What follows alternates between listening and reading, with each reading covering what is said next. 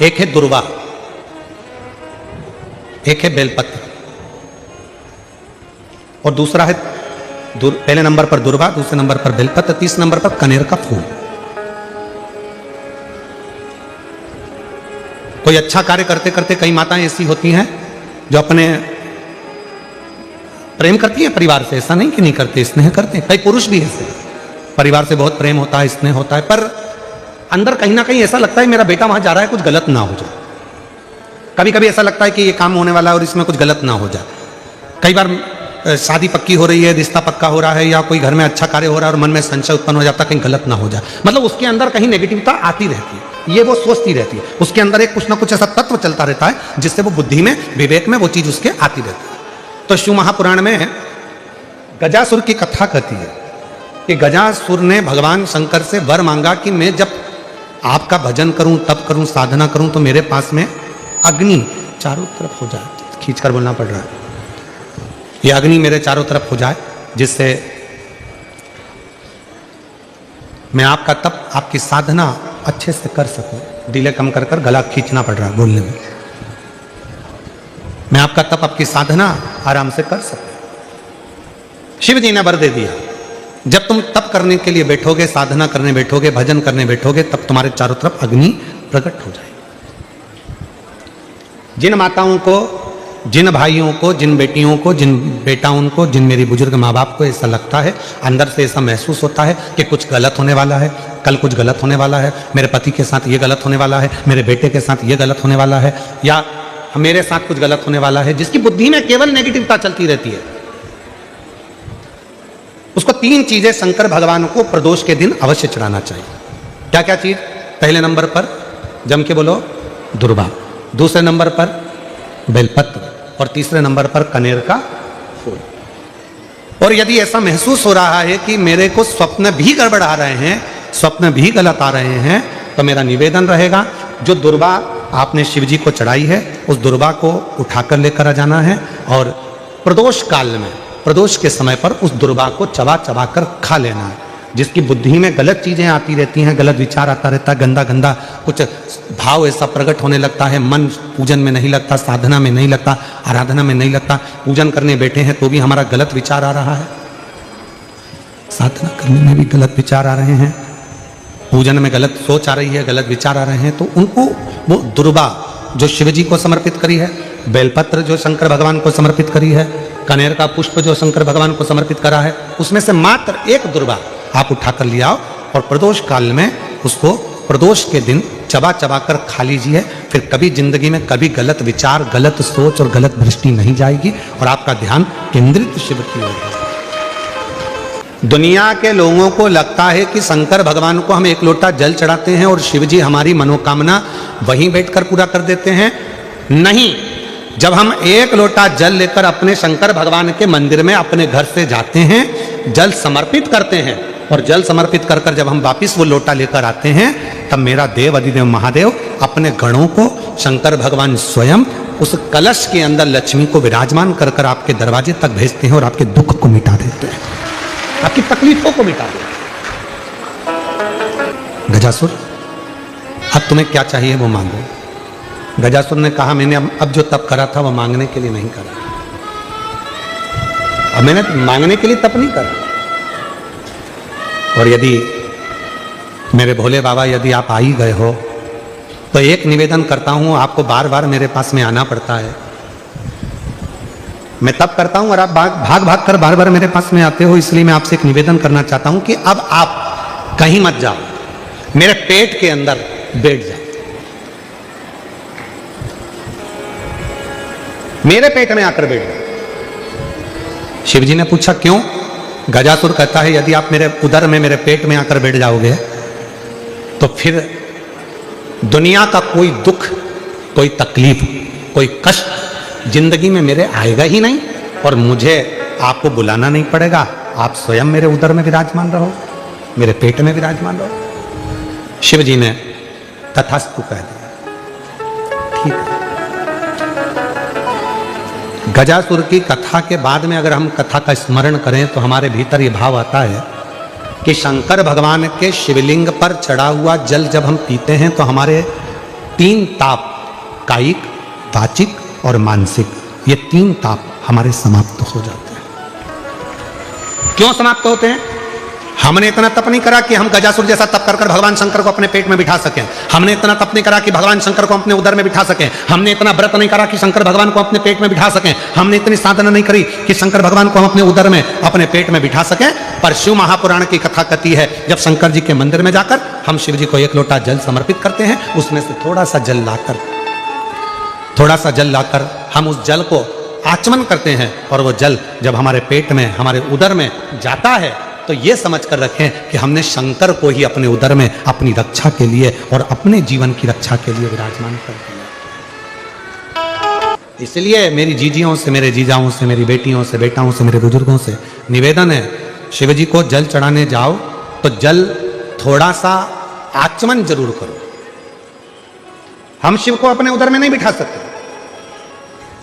हम भगवान शंकर को अपने पेट में, अपने उदर में विराजमान नहीं कर सकते, पर वो आचमन करने के बाद हम शंकर भगवान को अपने उदर में, अपने गर्भ में बिठा सकते, शिव को बिठा सकते। अगर किसी लड़का लड़की का शादी होने के बाद अगर तलाक हो रहा है,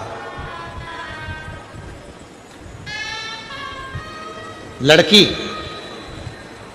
और लड़के का यदि तलाक हो रहा है और दोनों का अगर कहीं ना कहीं थोड़ा बहुत भी स्नेह है, और उसमें से अगर 2 में से कोई एक ने भी ठान लिया कि मुझे तलाक नहीं चाहिए, मेरी धर्मपत्नी के साथ मुझे रहना है, या पत्नी ने ठान लिया कि मुझे मेरे पति के साथ रहना है, मुझे तलाक नहीं चाहिए, और पति तलाक लेना चाहता है किसी परिस्त्री के चक्कर में, किसी दूसरे के कहने पर, परिवार के कहने पर, या लड़की तलाक लेना चाहती है किसी दूसरे के चक्कर में, किसी परिवार के कहने पर या किसी अन्य व्यक्ति के कहने पर, और वो नहीं चाहता कि तलाक हो, लड़की नहीं चाहती कि तलाक हो, तो आज भी एक नियम है महाराज जी, आप अगर कर देखेंगे, आके अगर कोई परिचित में अगर किसी का तलाक हो रहा है, छूट रहा है, संबंध खत्म हो रहा है, तो आज भी महाराज श्री हरि और हर इन दोनों का साझा कर कर यदि नंदी से लेकर भगवान शंकर के शिवलिंग तक, नंदी से लेकर भगवान शंकर के शिवलिंग तक एक मौली, मौली को आप लोग क्या कहते हैं गुजरात में? वो मौली जो हाथ में बांधते हैं, उसको क्या बोलते हैं गुजरात में? नाड़ा, लच्छा, मौली, जो लाल पीला धागा होता है ना, जिसको हाथ में बांधते हैं पूजन के टाइम पर, तो वो लच्छा, वो नाड़ा, वो मौली जो है, वो जो बांधने वाला है, नंदी का जो एक चरण खड़ा हुआ है, बाकी का चरण एक आगे का नीचे दबा हुआ है, पीछे का चरण भी दबा है, पर एक नंदी का चरण ऊपर है, उस चरण से लेकर भगवान शंकर के शिवलिंग तक एक सूत्र को बांधा जाए, और उस सूत्र को 7 जगह पर बेलपत्र रखकर उठा लिया जाए, और उठाने के बाद में किसी भी बेलपत्र के वृक्ष के नीचे वो 7 बेलपत्र समर्पित कर कर वो धागा लेकर 7 परिक्रमा अगर बेलपत्र की करी जाए, और जिससे संबंध टूट रहा है उसी से वापिस प्रेम बढ़ाया जाए, तो वो स्मरण कर कर अगर 7 परिक्रमा उस धागे के साथ में कर कर हाथ में अगर बांधा जाए, तो कितना भी दम लगा ले कोई व्यक्ति, तलाक हो ही नहीं सकता, स्नेह बढ़ेगा ही, टूट नहीं सकता, उसको तोड़ा नहीं जा सकता। पर उसमें एक काम आपका भी चाहिए, आपकी वात्सल्यता, आपका प्रेम, आपकी करुणा और आपकी अच्छी सोच, अच्छे विचार, ये सब तो होगा, और साथ में अच्छे विचार होंगे, अच्छी सोच होगी, अच्छी करुणा होगी, अच्छी वात्सल्यता होगी, अच्छा स्नेह होगा, अच्छा प्रेम होगा, अच्छा मन होगा, तो ही तो सब श्रेष्ठ होगा, तभी तो श्रेष्ठ होगा। स्नेह को बढ़ाए, प्रेम को बढ़ाए, शिव कथा कह रही है। आप लोगों को मालूम है कि नहीं मालूम, वो हमको नहीं पता, पर जब किसी शिवलिंग की प्राण प्रतिष्ठा होती है और सामने जो नंदी बैठता है, उस नंदी से शिवलिंग तक एक सूत्र जमीन के अंदर दबाया जाता है, जिसको सोमसूत्र भी कहते हैं। एक सोने का तार, चांदी का तार या तांबे का तार या पीतल का तार नंदी से लेकर शंकर भगवान के शिवलिंग तक, उसको स्थापना के समय पर भूमि में उसको दबा दिया जाता है, शिव से नंदी तक के बीच, शिव नंदी। कई लोग पूछते हैं गुरुजी इस तार का इतना महत्व क्यों होता है? क्या कारण होता है कि इस तार को दबाया जाता है, इस सूत्र को लगाया जाता है? आखिर इसका इतना महत्व क्यों होता है? क्या कारण है इसका? इसका कारण केवल एक होता है कि यदि मान लो कोई व्यक्ति शंकर भगवान के शिवलिंग में जाकर जल नहीं चढ़ा पाया, कोई शंकर जी के शिवलिंग तक नहीं पहुंच पाया, और मंदिर के बाहर से भी अगर वो निकल कर चले गया और उसके मन में कोई कामना आ गई, तो वो नंदी के कानों में पड़ जाती है और नंदी उसको शंकर भगवान तक कह देते हैं और व्यक्ति का कार्य सफल होना प्रारंभ होता है। चंद्रघंटा मां अंबा दुर्गा भवानी का एक ऐसा नाम है जिस नाम पर लोग भले थोड़ा बहुत विचार कर लें कि चंद्र घंटा गुरुजी बोल दिए। शिव जी ने नाम रखा है मां पार्वती का चंद्र घंटा। कब? जब भोलेनाथ माता पार्वती को विवाह कर कर लेकर आए।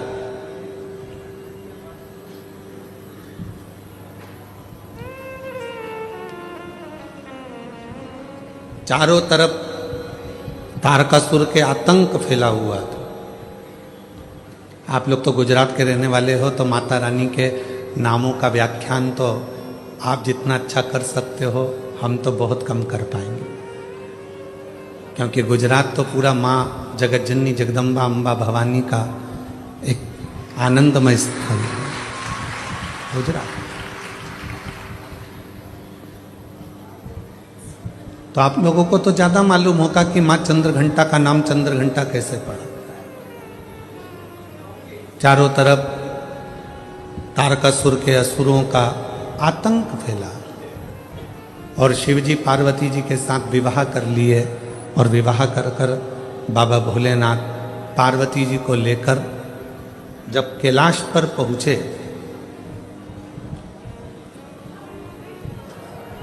कोई उधर बैठकर भोजन कर रहा था शिवगण, कोई उधर बैठकर खा पी कर पड़ा हुआ था, कोई शिवगण अपने पूरे शरीर को नोच रहा था, कोई शिवगण उछल रहा था। पूरे कैलाश पर भगवान शंकर के गणों ने अपना पूरा जमा कर रखा था, आड़ा टेढ़ा। कुछ बर्तन उधर पड़े हैं, सोने का उधर पड़ा है, आसन उधर पड़ा है, सब सामान यहाँ वहाँ पड़ा था। और भोजन भी कोई एक गण लेकर आता या बनाता तो सब आपस में झगड़ा कर कर उस भोजन को ग्रहण कर।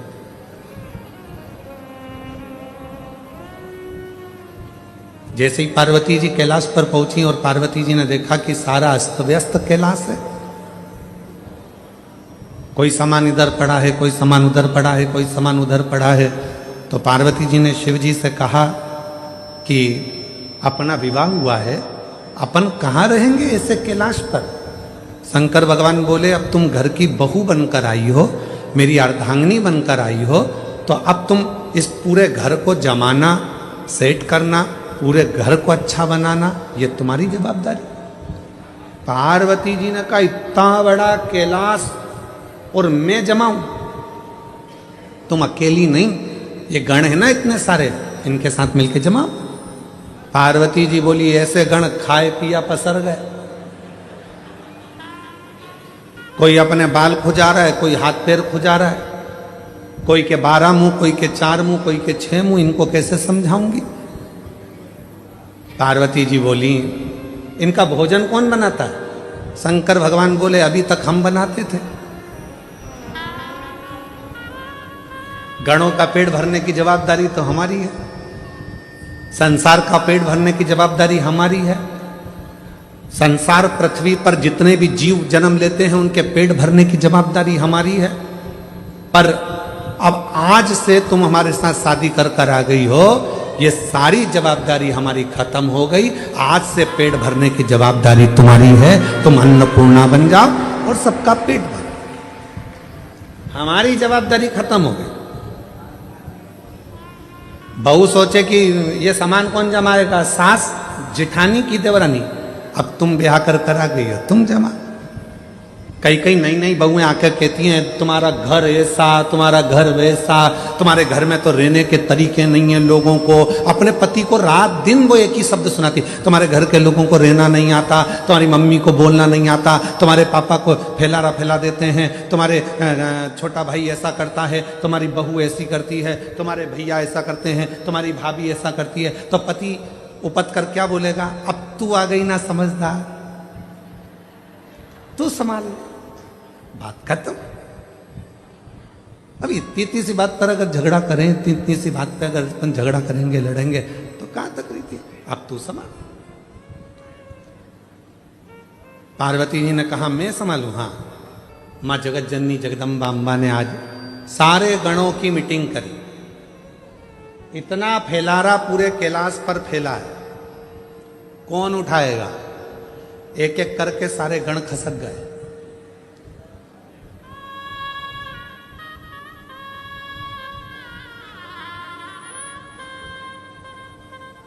कौन उठाएगा? कोई नहीं।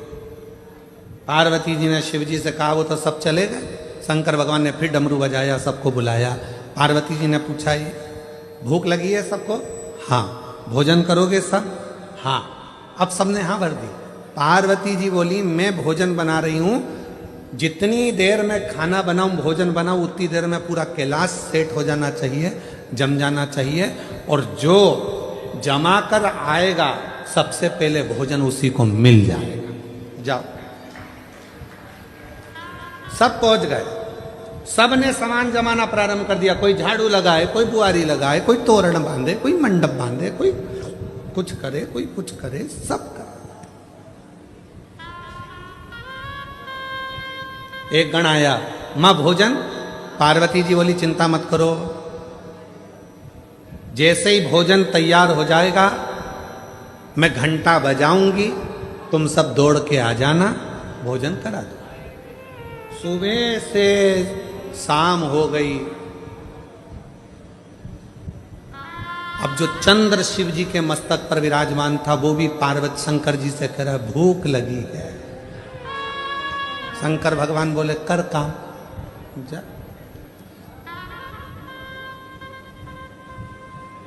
जाओ। रात्रि होने लगी, चंद्र पुकारने लगा, मां भोजन दीजिए। अब तो पूरा घर जम चुका है। तब पार्वती जी ने देखा कि पूरा